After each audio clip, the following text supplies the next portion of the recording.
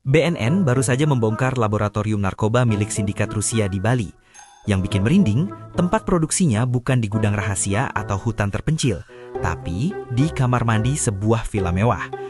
BNN menemukan clandestine lab atau laboratorium narkoba ilegal di kawasan Gianyar. Di sana, 2 warga negara Rusia diduga memproduksi mefedron, narkoba sintetis yang sering disebut party drug. Barang bukti yang disita jumlahnya tidak main-main, sekitar 7,8 kg mefedron ditambah ratusan liter bahan kimia dan berbagai alat laboratorium.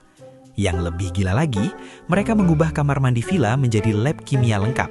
Produksi biasanya dilakukan tengah malam sampai subuh, supaya tidak menarik perhatian tetangga.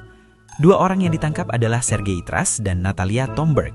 Menurut penyelidikan, salah satunya bahkan disebut mantan intel militer, sementara yang lain memiliki latar belakang biologi dan meracik bahan kimia di laboratorium.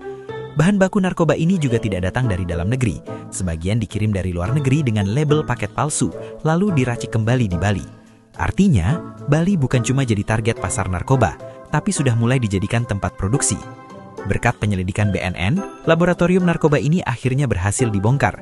Langkah tegas ini menjadi bagian dari upaya pemberantasan narkotika sesuai arahan Presiden, demi menjaga dan menyelamatkan masa depan bangsa menuju Indonesia bersinar, bersih narkoba.